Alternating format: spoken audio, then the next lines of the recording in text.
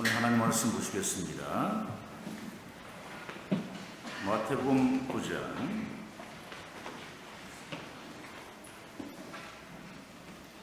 35절부터 38절까지 말씀입니다.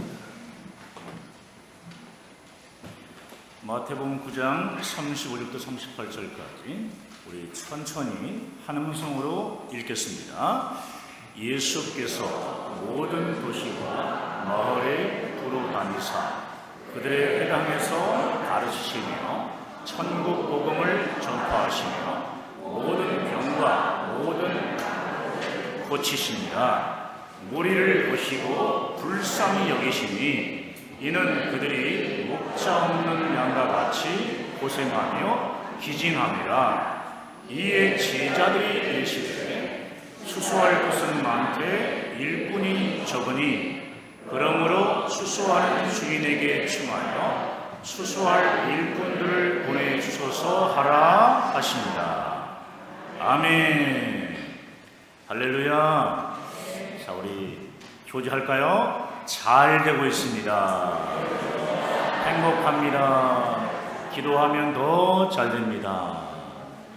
우리 오래간만에 뵈시는 분들도 있고 반가운 얼굴 뵈니까 너무 좋습니다. 오늘은 지난 1년 동안 베풀어 주신 하나님의 은혜의 추수감사주일입니다. 목사님, 코로나 때문에 힘들어서 올해는 감사가 잘 나오지 않아요.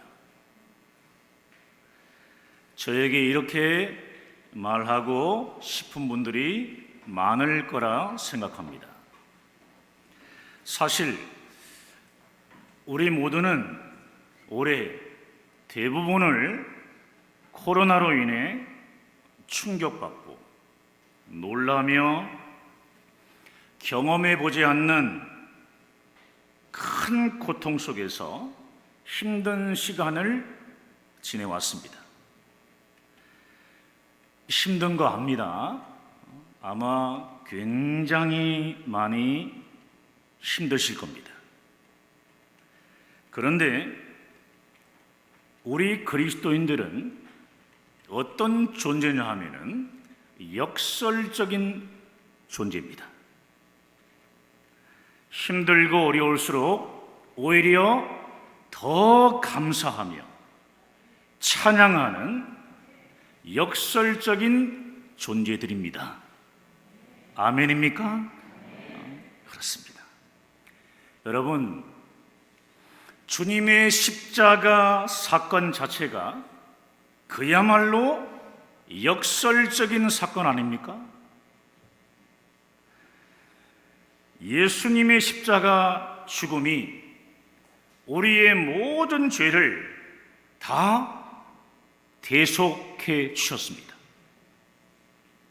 이 얼마나 역설적입니까?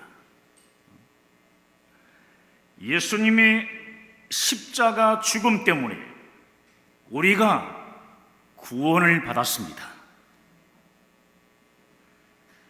코로나 바이러스로 인해 힘없이 죽어가는 전 세계의 많은 사람들을 바라보며 여러분 마음속에 어떤 생각이 드십니까? 이런 상황을 예상이나 했습니까? 여러분, 우리 인간은 언제, 어디서, 어떻게 죽을지 모르는 연약한 존재들입니다. 그러므로 살아있을 때, 기회가 있을 때 예수 그리스도를 믿음으로 영생의 구원을 받아야 합니다.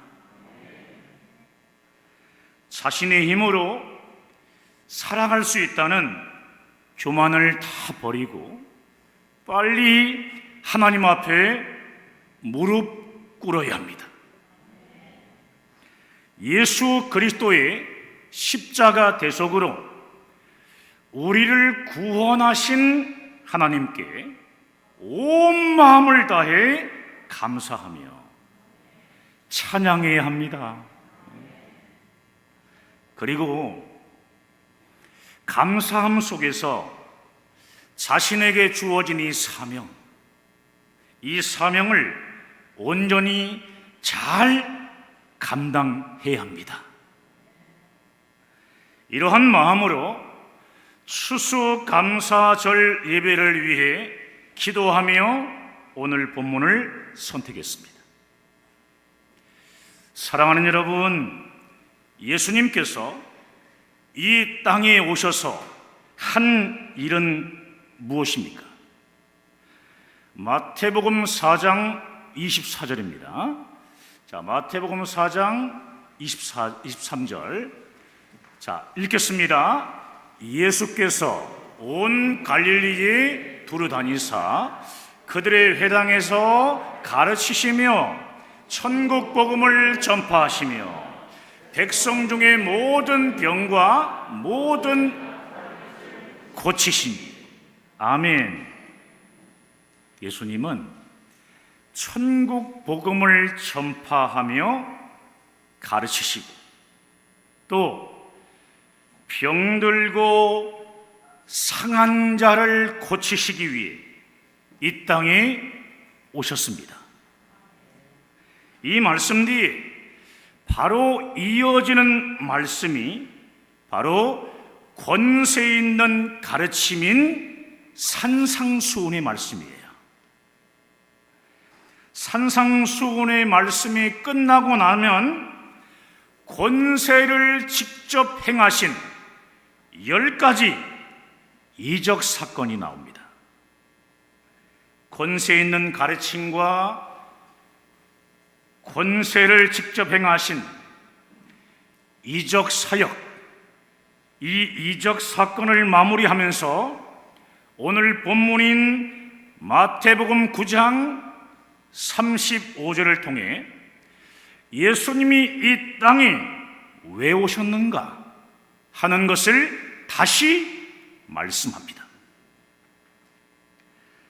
천국 복음을 전파하시고 천국 복음을 가르치시고 병들고 상한 자를 고치기 위하여 이 땅에 오셨다고 말씀하고 있습니다.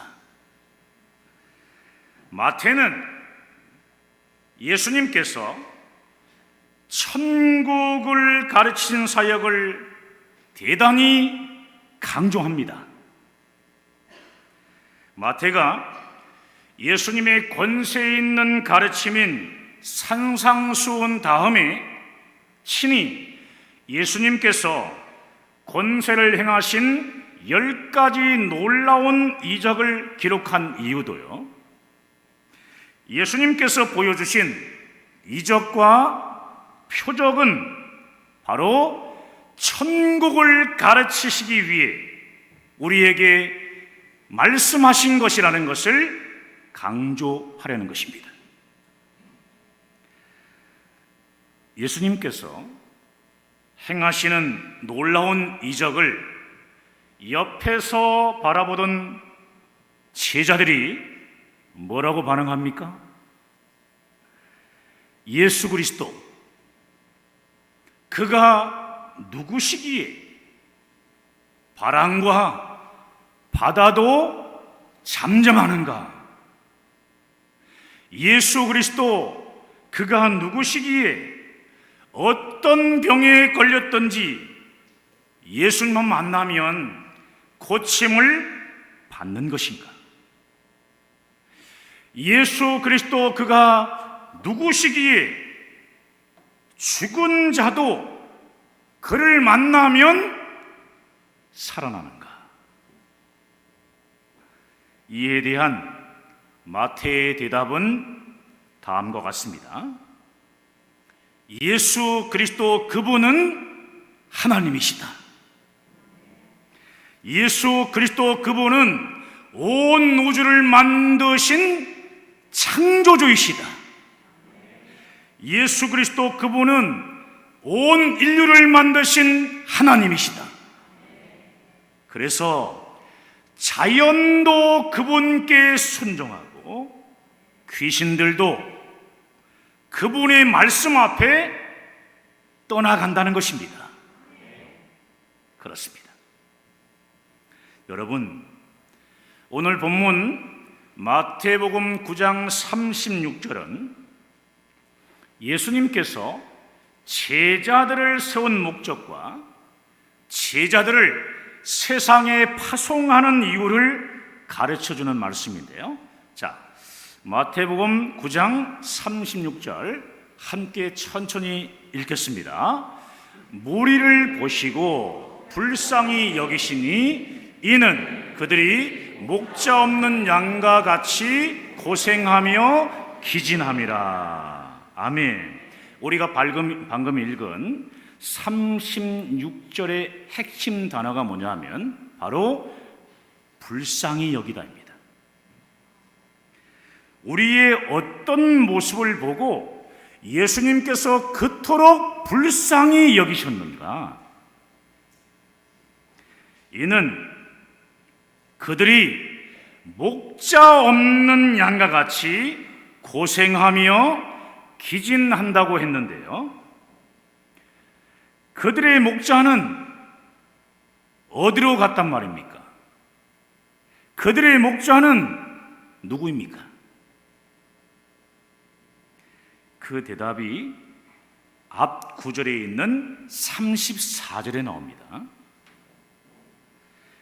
예수께서 귀신을 쫓아내고 병든 자를 고치고 많은 이적을 행하시는 것을 보고 바리새인들은 예수는 귀신의 왕을 의지하여 귀신을 쫓아낸다고 비판했습니다. 이스라엘 백성들의 목자였던 종교 지도자들과 바리새인들은 영적으로 무지했다는 것입니다. 그토록 오랫동안 기다렸던 메시아가 왔는데도 알아보지 못했습니다. 하나님 나라가 임하여 병든 자가 고침받고 귀신이 쫓겨나가는 모습을 보면서도 이것은 귀신의 장난이다, 이렇게 조롱했습니다.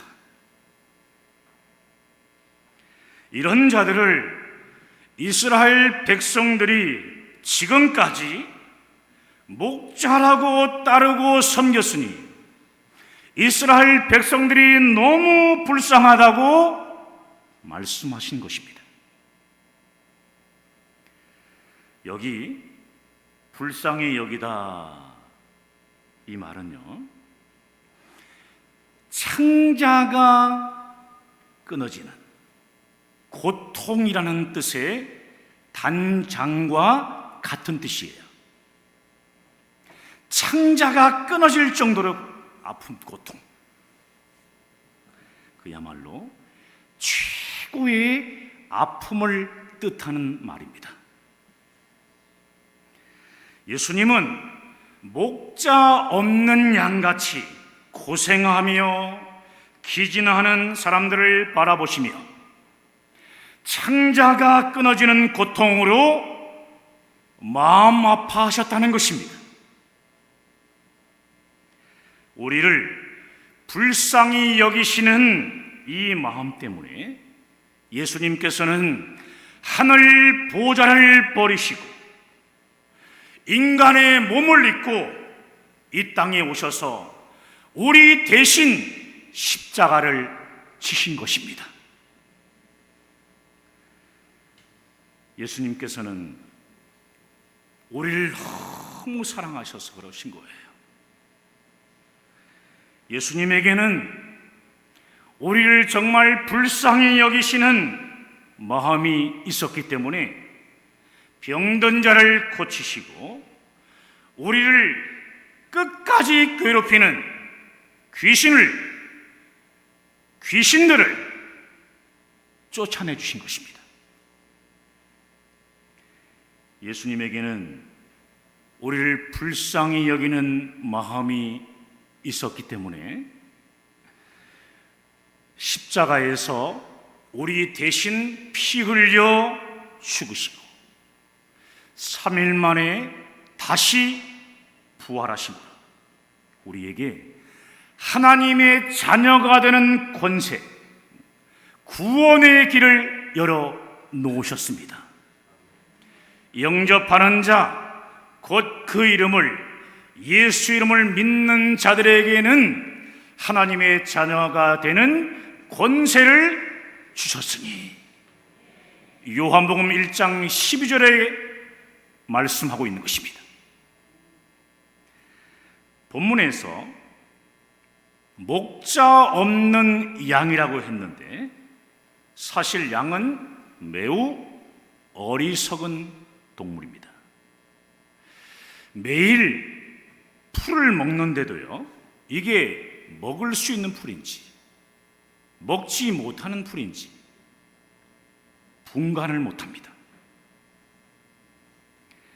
또 자기가 매일 다니던 길인데도 불구하고 집으로 오는 길을 잘 찾지 못합니다. 양은 보기에는 굉장히 깨끗해 보입니다. 굉장히 깨끗해 보이지만 지독한 냄새가 나는 아주 더러운 동물입니다. 아십니까? 여러분, 이러한 양의 모습이 바로 우리의 모습이라는 것입니다. 자신의 영원한 집이요 고향인 하나님 아버지의 품에 스스로 찾아가지도 못합니다. 가까이 가서 보면 지독한 냄새가 나는 것처럼 죄악된 냄새가 납니다. 그래서 다 덮어주며 오직 하나님의 십자가 은혜로 사랑하는 것입니다. 여러분, 구원받은 우리가 이 땅에서 목자로 보냄을 받았다라는 것은 이 세상에서 길 잃고 방황하는 사람들을 아버지의 품인 천국 집으로 인도하는 것입니다. 예수 그리스도의 십자가 복음을 전함으로 그들을 예수 그리스도의 생명으로 살리고 구원하는 일을 우리가 해야 하는 것이죠. 그리고 그들에게 하나님의 말씀을 먹이며 그들을 끝까지 도와주며 지켜주는 것입니다. 목자 이런 양을 돌보는 일을 본문은 뭐라고 지금 말하고 있냐면 추수사역이라고 말하고 있어요. 그러므로 추수사역은 예수님이 오셔서 너희를 구원했다라는 십자가 복음을 전하는 것입니다. 목자를 잃고 고생하는 사람들에게 우리를 구원하시기 위해 예수님이 이 땅에 오셨습니다. 천국이 임했습니다. 이렇게 전하며 구원의 복음을 전하는 것입니다. 구원의 복음을 증거하는 것입니다. 예수님은 제자들이 이 추수 사역에 귀하게 쓰임 받기를 간절히 원하셨기에 12 제자를 택하시고 세워서 하신 일이 무엇입니까? 제자 양육을 하셨습니다. 예수님은 우리에게 무엇을 먹을까? 무엇을 입을까? 무엇을 마실까? 이 세상 사람들, 이방인들이 구하는 것을 기도하지 말라고 말씀하셨습니다. 이방인들이 구하는 무엇을 먹을까, 입을까, 마시는 것을 기도하라고 하지 않으셨어요. 본문을 통해 예수님은 우리에게 추수할 일꾼을 보내달라는 기도를 하라고 말씀하셨습니다. 주여, 추수할 일꾼들을 보내 주시옵소서. 한번 따라해 보겠습니다. 추수할 일꾼들을 보내 주소서. 다시 한번 해볼까요? 추수할 일꾼들을 보내 주소서. 할렐루야. 이것을 위해서 우리는 계속 기도해야 합니다. 추수할 일꾼들을 보내 주시옵소서. 그렇습니다. 사랑하는 여러분, 예수님께서 이 땅에 오셔서 하신 사역 가운데 가장 중요한 사역이 무엇입니까? 십자가에 못 박혀 죽으시고 부활하신 사역입니다. 이것 때문에 저와 여러분들이 믿는 순간에 구원받을 수 있게 된 것입니다. 한 가지를 더 들라고 하면요, 12 제자를 만드신 사역이에요. 그리고 이젠 우리로 하여금 제자가 되고 제자를 삼으라고 하신 명령입니다. 제자가 되었기 때문에 제자를 삼으라고 하는 명령입니다. 우리가 이 땅을 살아가는 동안에 다양한 이름을 가지고 살아가겠지만 가장 영광스러운 이름 2가지가 있다고 한다면 무엇이겠습니까? 하나는 하나님의 자녀라는 이름이고요, 또 다른 이름은 제자라는 이름일 것입니다. 이 시간 다른 사람이 아닌 바로 여러분 한 사람 한 사람을 제자로 부르시는 주님의 음성에 더 이상 뒤로 물러나지 말고 아멘 하시면서 나오십시오. 추수할 것은 많은데 일꾼이 적으니 아직도 예수님의 복음을 듣지 못하고 죽어가는 영혼들이 그렇게 많다는 말씀입니다. 사랑하는 여러분, 추수감사 주일인 오늘 늘사랑교회 모든 성도들이 주님께 이런 고백을 하기를 간절히 원합니다. 주님, 주여, 제가 여기 있습니다. 저를 추수할 제자로 사용하여 주시옵소서. 영혼을 구원하는 선교사역에 쓰임받게 하여 주시옵소서. 저를 추수할 일꾼으로 쓰시옵소서. 오늘 본문 말씀을 우리 다 함께 읽고요, 함께 기도하는 시간을 가지길 원합니다. 자, 마태복음 오늘 9장 35절부터 우리 38절까지 뜻을 잘 생각하시면서 자, 우리 천천히 읽겠습니다.